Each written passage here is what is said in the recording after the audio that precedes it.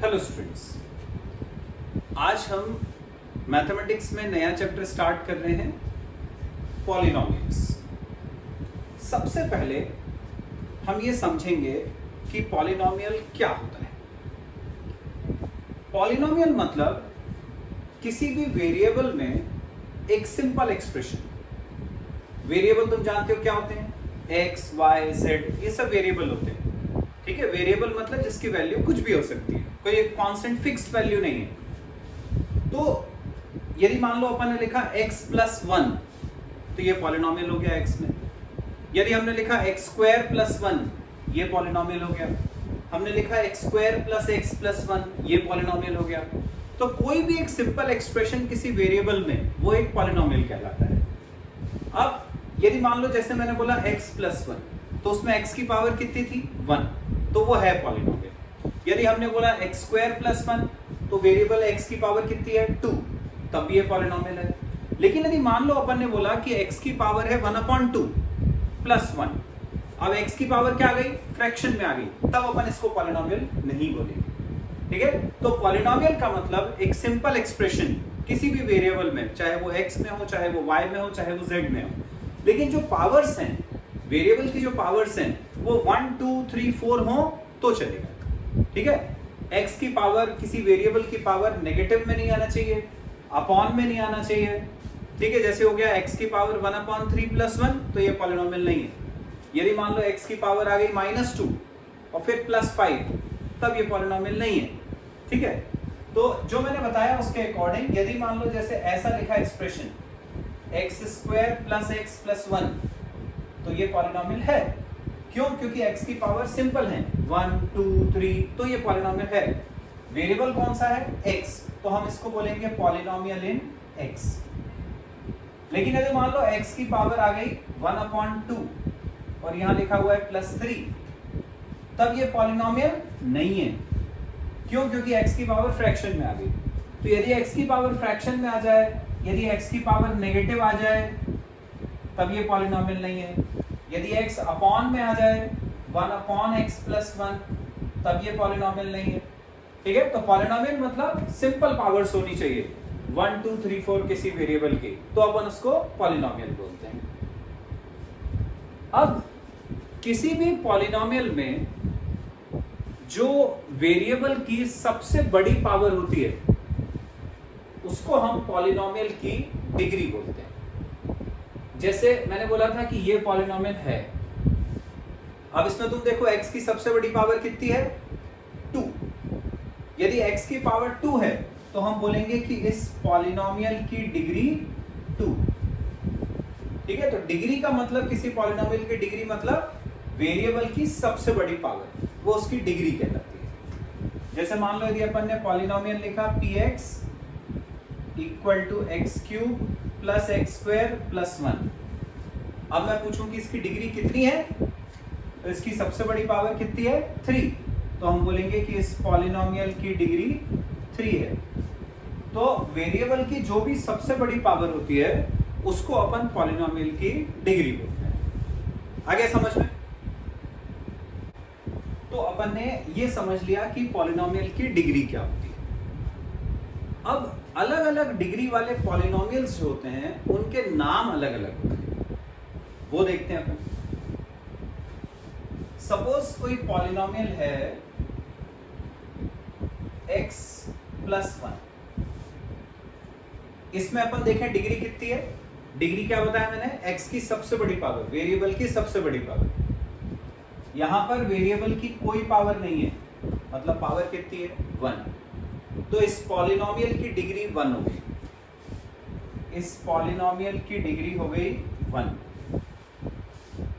ऐसा पॉलिनोमियल जिसकी डिग्री 1 होती है, इसको हम बोलते हैं लीनियर पॉलिनोमियल। तो ये पॉलिनोमियल हो गया लीनियर पॉलिनोमियल। तो याद रखेंगे, a polynomial having degree 1 is called linear polynomial. ऐसा पॉलिनोमियल जिसकी डिग्री 1 होती है, उसको अपन लीनियर पॉलिनोमियल। सपोज पॉलिनोमियल है x² प्लस x प्लस 1। अब इसकी डिग्री देखेंगे, तो डिग्री मतलब x की सबसे बड़ी पावर, वेरिएबल की सबसे बड़ी पावर 2, इसकी डिग्री हो गई 2। ऐसा पॉलिनोमियल जिसकी डिग्री 2 होती है इसको हम बोलते हैं क्वाड्रेटिक पॉलिनोमियल। तो ये हो गया क्वाड्रेटिक पॉलिनोमियल, ठीक है। तो ऐसा पॉलिनोमियल जिसकी डिग्री 1 उसको बोलते हैं लीनियर, जिसकी डिग्री 2 उसको बोलते हैं क्वाड्रेटिक। सिमिलरली यदि डिग्री 3 होगी तो उसको हम बोलेंगे क्यूबिक पॉलिनोमियल। तो ऐसे अलग अलग डिग्री के बेसिस पर अपन पॉलिनोमियल्स के अलग अलग नाम देते हैं। आ गया समझ में? तो बच्चों अपन ने पॉलिनोमियल की डिग्री देख ली, डिग्री के बेसिस पर अपन पॉलिनोमियल्स के किस तरह से नाम देते हैं वो देख लिया। अब अपन देखते हैं पॉलिनोमियल के टाइप्स। पॉलिनोमियल के टाइप किस बेसिस पे होते हैं वो बताता हूं। सपोज जैसे कोई ऐसा पॉलिनोमियल है जिसमें एक ही टर्म है, जैसे x, 2x, 3x, मतलब प्लस या माइनस का साइन नहीं होना चाहिए, ठीक है। 2 + x नहीं बोल रहा हूं, मैं बोल रहा हूं 2x, 3x, 5x, x²। ये सारे पॉलिनोमियल में एक एक ही टर्म है, सिंगल सिंगल टर्म है। ऐसे पॉलिनोमियल्स को अपन बोलते हैं मोनोमियल्स। मोनोमियल मतलब ऐसा पॉलिनोमियल जिसमें एक ही टर्म आ रही है, अकेला x है, अकेला 2x है, उसके साथ कुछ प्लस में या उसके साथ माइनस में कुछ नहीं है। ऐसे पॉलिनोमियल्स को अपन बोलते हैं मोनोमियल्स, ठीक है। तो ऐसे पॉलिनोमियल्स जिनके अंदर एक ही टर्म आती है इनको अपन बोलते हैं मोनोमियल्स। फॉर एग्जाम्पल जैसे पॉलिनोमियल है 5x, एक ही टर्म आ रही है तो ये कहलाएगा मोनोमियल। पॉलिनोमियल है x², तो ये कहलाएगा मोनोमियल, क्योंकि उसके साथ एडिशन या सब्ट्रैक्शन में कोई दूसरी टर्म नहीं है, तो इनको अपन बोलते हैं मोनोमियल्स। तो मोनोमियल्स मतलब ऐसे पॉलिनोमियल्स जिनके अंदर सिंगल टर्म आती है। यदि मान लो पॉलिनोमियल में 2 टर्म्स आती है, जैसे x + 1, ये 2 टर्म्स हो गई, इसको अपन बोलते हैं बाइनोमियल। तो ऐसा पॉलिनोमियल जिसमें एक ही टर्म आए वो मोनोमियल, ऐसा पॉलिनोमियल जिसमें 2 टर्म्स आ रही हैं वो बाइनोमियल, ऐसा पॉलिनोमियल जिसमें 3 टर्म्स आ रही हैं, जैसे x² + x + 1, 3 टर्म्स आ रही हैं, तो इसको हम बोलेंगे ट्राइनोमियल, ठीक है। तो ये पॉलिनोमियल के टाइप्स होते हैं, single term monomial, 2 term binomial, 3 term trinomial. ऐसे पॉलिनोमियल के टाइप्स होते हैं डिपेंडिंग अपॉन कि उसके अंदर कितनी टर्म्स आ रही है, ठीक है। तो ये चीज का ध्यान रखना कि टर्म्स अपन कैसे डिसाइड करते हैं, प्लस या माइनस में होंगी तो टर्म होगी वो। यदि मान लो 5 × x है तो उसको एक ही टर्म काउंट करेंगे अपन। आगे बच्चों इतना समझ में? अब देखते हैं बच्चों की यदि कोई पॉलिनोमियल दिया है और हमें उसकी वैल्यू पता करनी है तो वो अपन कैसे निकालते हैं। सपोज जैसे एक पॉलिनोमियल है px = x² + x + 1, ये पॉलिनोमियल दिया है। क्वेश्चन में बोला है फाइंड p2, p2 निकालना है। p2 का मतलब क्या हुआ? x की जगह पर 2 आ रहा है, इसका मतलब पॉलिनोमियल में जहां जहां x है उसकी जगह पर हमें 2 सब्स्टिट्यूट करना है। तो जहां भी x है उसकी जगह 2 रख देंगे। यहां रखा x की जगह 2, ये उसका स्क्वायर, यहां रखा x की जगह 2 और ये +1, 2 का स्क्वायर हो गया 4, ये 2 और ये +1, तो 4 + 2 6 + 1 7, तो p2 की वैल्यू आ गई 7। तो ऐसे अपन किसी भी पॉलिनोमियल की वैल्यू निकाल सकते हैं। एक और एग्जांपल देता हूं। मान लो पॉलिनोमियल है x³ + 1 और तुमसे बोला जाता है फाइंड p ऑफ -1।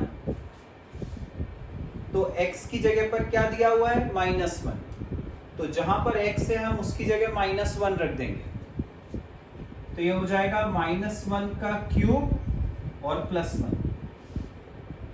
अब -1 का क्यूब है, इसका मतलब -1 3 बार इंटू हो रहा है, तो क्या होगा -1 into -1 into -1, minus minus plus, plus minus minus, 1 into 1 1 into 1 1, तो -1 आ गया। तो इसकी वैल्यू हो गई -1, +1 ऐसे ही है, ये +1 आ गया 0, तो P ऑफ -1 इक्वल टू आ गया 0। आ गया बच्चों समझ में? तो ऐसे यदि अपन को कोई पॉलिनोमियल दिया हो और P1 P2 P3 ऐसी कोई वैल्यू पूछी हो, तो जो भी यहाँ ब्रैकेट में होता है वो x की वैल्यू होती है, उसको हम एक्सप्रेशन में x की जगह सब्स्टिट्यूट करके सिंप्लीफाई करते हैं। तो सिंप्लीफाई करके जो भी आया वही पॉलिनोमियल की वैल्यू होती है x की उस पर्टिकुलर वैल्यू के लिए। आ गया बच्चों इतना समझ में? अब अपन समझते हैं बच्चों जीरोज ऑफ पॉलिनोमियल क्या होते हैं। जीरोज ऑफ पॉलिनोमियल, जीरोज एक एग्जांपल से बता रहा हूं। यदि मान लो एक पॉलिनोमियल है px equal to x plus 1, suppose हमें निकालना है p ऑफ -1। तो अभी मैंने बताया पॉलिनोमियल की वैल्यू निकालना, क्या करते हैं अपन, x की जगह -1 आ रहा है, तो जहां पर x है हम उसकी जगह पर -1 सब्स्टिट्यूट कर देंगे। तो ये हो गया -1 प्लस 1, क्या आ गई वैल्यू, -1 प्लस 1 मतलब 0। तो P ऑफ -1 की वैल्यू 0 आ गई। तो जो x की वैल्यू अपन ने यहां पर रखी थी, उस x की वैल्यू को हम बोलते हैं पॉलिनोमियल का 0। तो जिस x की वैल्यू पर पूरे पॉलिनोमियल की वैल्यू 0 हो जाए, उस x की वैल्यू को पॉलिनोमियल का 0 कहा जाता है। ठीक है, तो therefore x equal to -1 is a 0 of the polynomial. ठीक, तो x की जिस वैल्यू को रखने पर पॉलिनोमियल की वैल्यू 0 हो जाए, उस x की वैल्यू को हम पॉलिनोमियल का 0 कहते हैं। चलो एक और एग्जांपल देखते हैं। सपोज पॉलिनोमियल है 2x प्लस 5। अब हमें पता करना है कि x इक्वल टू -5/2 इसका 0 है या नहीं। ये पॉलिनोमियल दिया है और हमें पता करना है कि x की ये वैल्यू इस पॉलिनोमियल का 0 है या नहीं।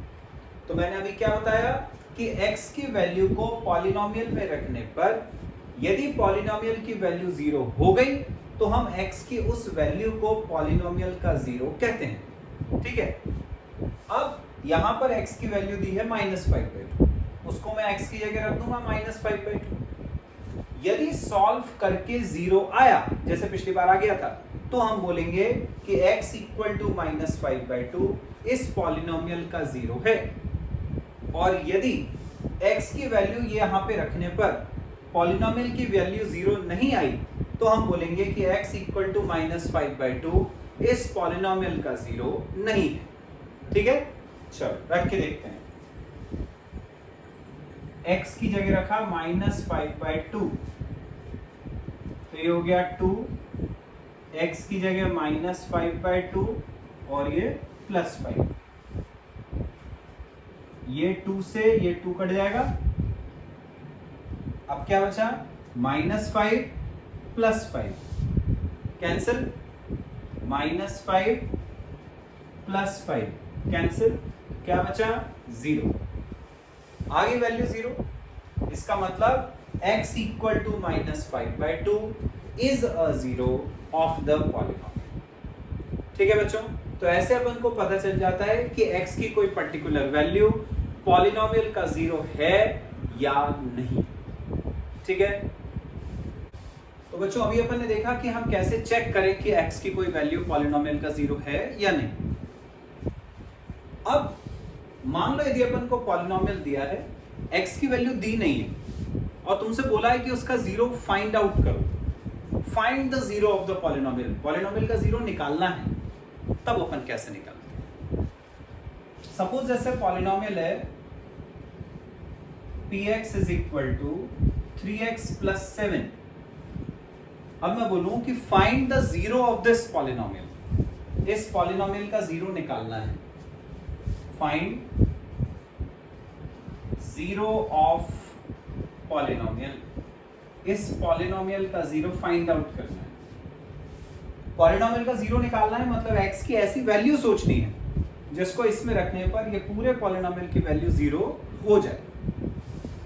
तो अपन कैसे करते हैं इसको, जब जीरो निकालना है पॉलिनोमियल का तो हम इस पॉलिनोमियल की वैल्यू को जीरो सपोज कर लेते हैं। Let px equal to zero, क्योंकि तुम्हें याद हो तो अभी पिछले कंसेप्ट मैंने बताया कि जीरो x की वो वैल्यू होती है जिसपे पॉलिनोमियल की वैल्यू जीरो हो जाती है।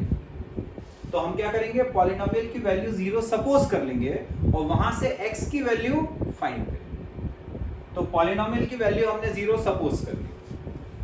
अब इस पॉलिनोमियल की वैल्यू थी क्या, 3x प्लस 7, यहां रखा, px की जगह रखा 3x plus 7 equal to zero. पहले से ही 7 को उधर ले गए तो 3x इक्वल टू माइनस 7 हो गया।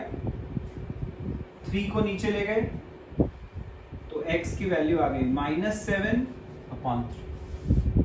ये x की वैल्यू आ गई। कब आई है x की वैल्यू, जब अपन ने पॉलिनोमियल की वैल्यू को जीरो सपोज कर लिया था। तो ये जो x की वैल्यू है वही पॉलिनोमियल का जीरो है। आया समझ में? एक बार फिर से बताता हूं। यदि अपन को पॉलिनोमियल दिया है और उसका जीरो निकालना है, हमने क्या पढ़ा, पॉलिनोमियल का जीरो मतलब x की ऐसी वैल्यू जिस पे पॉलिनोमियल की वैल्यू जीरो हो जाती है। तो हम क्या करेंगे, पॉलिनोमियल को वैल्यू को जीरो सपोज कर लिया, जो भी पॉलिनोमियल दिया उसको जीरो सपोज कर लिया। px की जगह पर पॉलिनोमियल रखा 3x plus 7 equal to zero कर। अब यहां से x निकालना है, 7 को उधर ले गए तो 3x इक्वल टू हो गया -7। 3 को नीचे ले गए तो x की वैल्यू आ गई -7/3। ये x की वैल्यू आ गई, यही हो गया हमारा पॉलिनोमियल का जीरो। ठीक है, तो जो भी पॉलिनोमियल दिया उसको इक्वल टू जीरो करके x निकालना है। सपोज यदि पॉलिनोमियल है px is equal to x plus 1/2। अब बोला जाता है कि इसका जीरो निकालो, तो हम क्या करेंगे, फिर वही px को जीरो सपोज कर लेंगे। px की जगह रखा x plus 1/2 equal to zero किया। ये जो प्लस 1/2 है वो उधर जाकर माइनस हो जाएगा, तो x इक्वल टू -1/2। ये आ गया अपना जीरो ऑफ द पॉलिनोमियल। ये आपको पता करना था। आ गया बच्चों इतना समझ में? अब बच्चों अपन देखते हैं पॉलिनोमियल्स में एक बहुत इंपॉर्टेंट पार्ट है जो तुम्हें आगे तक मैथमेटिक्स में काम आता है। इसको हम बोलते हैं डिवीजन ऑफ पॉलिनोमियल्स। पॉलिनोमियल्स दो दिए रहेंगे तुम्हें, उनको डिवाइड कैसे करना है वो देखना है तुमको। सपोज जैसे ये है question, divide x³ plus 3x² plus 3x plus 1 by x plus 1। ये एक पॉलिनोमियल है, इसको एक दूसरा पॉलिनोमियल है x प्लस 1, उससे डिवाइड करना है। देखते हैं कैसे डिवाइड करेंगे। जैसे हम सिंपल डिवीजन करते हैं वैसे लिखा है इसको। ये वाला पॉलिनोमियल, इसको डिवाइड करना है x प्लस 1 से, तो x प्लस 1 को बाहर निकाल। वैसे जैसे सिंपल तुम करते हो, वो लोग 7 को 2 से डिवाइड करो, क्या करोगे, 7 अंदर लिखोगे 2 बाहर। वैसे इसको इससे डिवाइड करना था तो हमने ऐसे अरेंज कर लिया। अब क्या करना है, जो इसका पहला टर्म है उसको इसकी पहली टर्म से डिवाइड करना है। फर्स्ट को फर्स्ट से, x³ को x से डिवाइड करें, x³ को x से डिवाइड करें। अब डिवीजन में क्या होता है, पावर माइनस होती है। जैसे ऊपर x की पावर 3 है, नीचे x की पावर 1 है, दोनों डिवाइड में है तो पावर माइनस हो जाएगी, तो 3 - 1 2, तो x² आ गया। वो जो भी आया डिवाइड करके उसको हमें यहां लिखना है, तो ये x² अपन ने यहां। अब ये जो भी टर्म आई उसको दोनों से इनटू करके यहां लिखेंगे। एक्स स्क्वायर इंटू एक्स करेंगे पहले, फिर एक्स स्क्वायर इंटू 1 करेंगे। एक्स स्क्वायर इंटू एक्स करना है, x square into x, division में पावर माइनस होती है, इंटू में पावर प्लस होती है। ये क्या हो जाएगी, एक्स की पावर 2 + 1 3, ये आ गया एक्स क्यूब। वैसे भी सोच सकते हो एक्स स्क्वायर मतलब 2 बार एक्स है इंटू में, और एक एक्स और आएगा मतलब 3 एक्स हो गए, तो ये एक्स क्यूब हो गया। ठीक है, तो इस एक्स स्क्वायर को एक्स से इंटू करा तो एक्स क्यूब, ये लिखा। एक्स स्क्वायर को 1 से इंटू करा तो x square, x square into 1 x square. 1 से इंटू करने पे कोई चेंज नहीं होता एक्सप्रेशन में, ऐसा आ गया। ठीक है, तो एक बार फिर से बता रहा हूं, क्या करा, फर्स्ट को फर्स्ट टर्म से डिवाइड करके यहां लिखा, फिर इसको दोनों से इंटू करके यहां लिखा। अब नीचे वाले एक्सप्रेशन के साइन चेंज, माइनस, यदि यहां माइनस होता तो प्लस, जो भी साइन है उसको अपोजिट लाइन लेना। ये एक्स क्यूब और ये माइनस एक्स क्यूब कट गया। यहां पर है 3x स्क्वायर, यहां पर x स्क्वायर के सामने कुछ नहीं है मतलब 1 है। ये 3 और ये -1। अब ये वाला जो साइन था प्लस, उसका कोई मतलब नहीं रह गया, साइन हमने चेंज करके माइनस कर दिया था, तो अब अपन को इसको ही लेना है, ये पुराना वाला साइन भूल जाओ। तो 3 - 1 2 x स्क्वायर ऐसे ही रहेगा, ये हो गया 2x स्क्वायर। ये जो प्लस 3x है इसको ऐसे कैसी कॉपी कर देना है, ये जो +1 है उसको भी ऐसे कैसी कॉपी कर देना। ठीक है, ये सब्ट्रैक्ट हो गया, ये सब्ट्रैक्ट हो गया, ये और ये एज इट इज रहे। यदि यहां पर कोई x वाली टर्म होती तो उसमें से अपन इसको माइनस कर लेते, पर नहीं है, तो x क्यूब में से x क्यूब वाला माइनस हो सकता था, वो कर लिया। x स्क्वायर में से x स्क्वायर वाला माइनस हो सकता था, वो कर लिया। ठीक है, चलो आगे करते हैं। फिर इसकी फर्स्ट टर्म को इसकी फर्स्ट टर्म से डिवाइड, 2x स्क्वायर को x से, 2x स्क्वायर को x से डिवाइड करेंगे, 2 ऐसे ही रहेगा, x की पावर ऊपर 2 है नीचे 1 है, डिवीजन में पावर माइनस होगी, 2 - 1 1, ये क्या आ गया 2x to the power 1, x to the power 1 मतलब x, तो 2x हो गया। इन दोनों को डिवाइड करके जो भी आएगा वो यहां लिखा। ठीक है, जैसे इसको इसको डिवाइड करके ये आया था उसको यहां लिखा था, वैसे इसको इसको डिवाइड करके जो आएगा वो यहां लिखा। तो डिवाइड करने पे जो भी आएगा उसको वहां लिखना है। अब ये जो 2x आया इसको दोनों से इंटू करके यहां लिखना है, जैसे पिछली बार x स्क्वायर को दोनों से इंटू करके यहां लिखा था। तो 2x into x, 2x square, 2x into x करा, x 2 बार आया तो 2x square, 2x into 1 2x, ये लिख दिया। फिर नीचे वाले के साइन चेंज, ये माइनस ये माइनस, ये 2x स्क्वायर से 2x स्क्वायर कट गया, 3 - 2 1, x ऐसे ही रहेगा तो 1x +1। ठीक है, फिर फर्स्ट को फर्स्ट टर्म से डिवाइड करा, 1x को x से divide, 1x upon x cut गया, क्या बचा 1, यहां लिखा 1। फिर वहां जो लिखते हैं उसको दोनों से इंटू करके यहां लिखते हैं अपन, 1 इंटू एक्स एक्स और 1 इंटू 1 1, ये आ गया। साइन चेंज जैसे ऊपर तक करते रहे अपन, ये सब्ट्रैक्ट ये सब, क्या बचा, कुछ नहीं बचा, 0। जो यहां बचता है उसको हम बोलते हैं रिमाइंडर, जो यहां आता है उसको हम बोलते हैं कोशिएंट। जिसको डिवाइड करा था वो कहलाता है डिविडेंड, जिससे डिवाइड करा था वो कहलाता है डिवाइजर। मतलब इस क्वेश्चन में कोशिएंट ये हुआ, कोशिएंट हुआ x square plus 2x plus 1, और ये जो यहां नीचे बचा इसको हम बोलते हैं रिमाइंडर। तो रिमाइंडर हो गया 0। आ गया समझ में? तो ऐसे अपन पॉलिनोमियल्स को डिवाइड करते हैं। आ गया तुम्हें डिवीजन समझ में?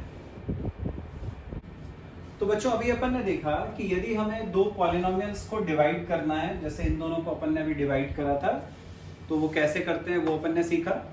उससे कोशेंट निकला था और रिमाइंडर निकाला था, दो चीजें अपन ने निकाली थी।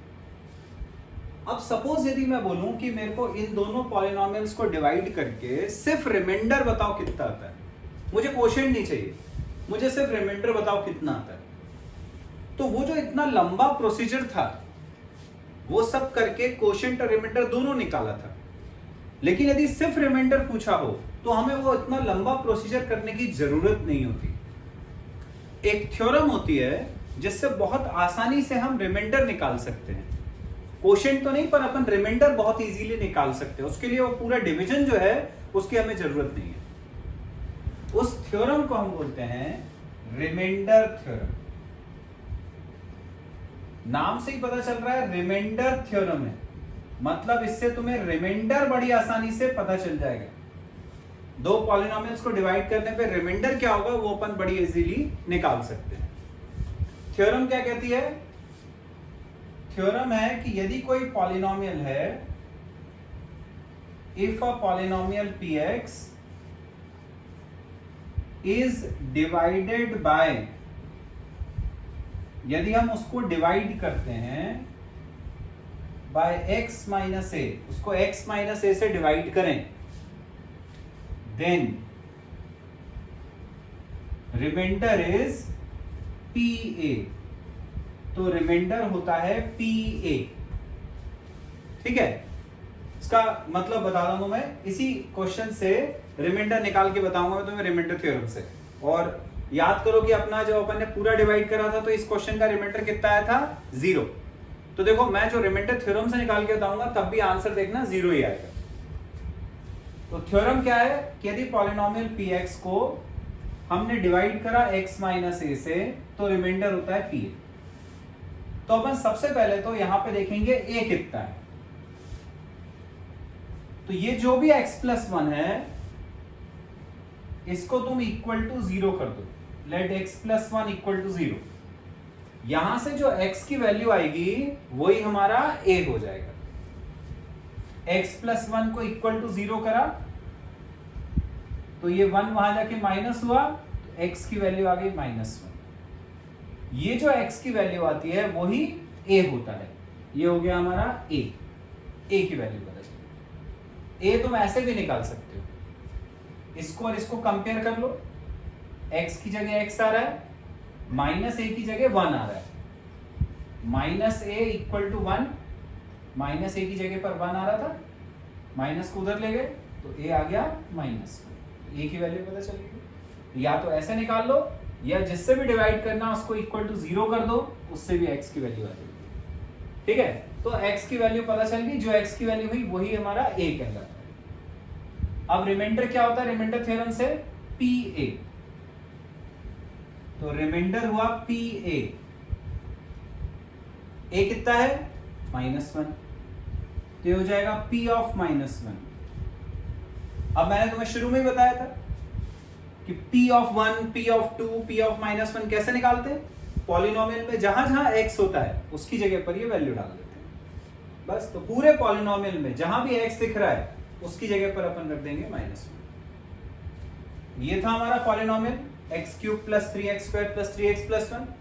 उसमें जहां जहां x है उसकी जगह -1 रखा, तो -1 का क्यूब प्लस 3 इंटू -1 का स्क्वायर प्लस 3 इंटू -1 प्लस 1, ये सब्स्टिट्यूट कर दिया हमने। -1 का क्यूब मतलब -1 इंटू -1 इंटू -1, तो minus minus plus plus minus minus, 1 1 जा 1 इंटू 1 1 -1 हो गया, यहां रखा। -1 का स्क्वायर मतलब -1 इंटू -1, माइनस माइनस प्लस 1, ये हो गया +1। इंटू 3 3, 1 इंटू 3 3, ये प्लस माइनस माइनस 3 इंटू -1 तो ये -3, और ये +1 ऐसे ही। अब ये -1 से +1 कट गया, +3 से -3 कट गया, आ गया 0। देखो रिमाइंडर आ गया 0, और जब अपन ने इन दोनों को कंप्लीट डिवीजन करा था तब भी रिमाइंडर 0 ही आया। तो ऐसे हम रिमाइंडर थ्योरम से बहुत आसानी से रिमाइंडर निकाल सकते हैं, ठीक है। उसमें पूरा डिवीजन करना पड़ता है, इसमें अपन डायरेक्ट निकाल लेते हैं। तो यदि एग्जाम में नहीं दिया हो कि कंप्लीटली डिवाइड करो, या ये नहीं दिया हो कि कोशेंट और रिमाइंडर दोनों निकालना है, तो हम सिर्फ रिमाइंडर थ्योरम लगाकर इजीली रिमाइंडर की वैल्यू कैलकुलेट करें। आ गया बच्चों समझ में? तो अब इसके क्वेश्चंस मैं वर्कशीट में दे रहा हूं, उनको सिंप्लीफाई करो। जितने ज्यादा क्वेश्चंस तुम सॉल्व करोगे, कंसेप्ट्स उतने ज्यादा क्लियर होते जाएंगे। कोई भी प्रॉब्लम आती है किसी भी क्वेश्चन में तो मेरे को भेजो, मैं सॉल्यूशन उसका तुम्हें भेजूंगा, तो मैं उसको फिर से समझाने की कोशिश करूंगा। आ गया समझ में? नेक्स्ट क्लास में हम इसके और आगे के टॉपिक्स करेंगे। Thank you.